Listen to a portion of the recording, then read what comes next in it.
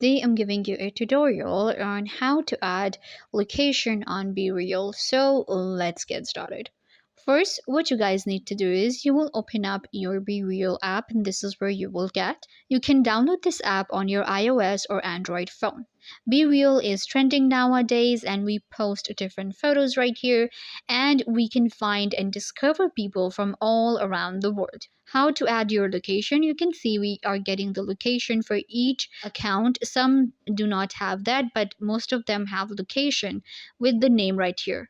So how to add location on BeReal? For that, you have to click on your profile icon at the top right corner.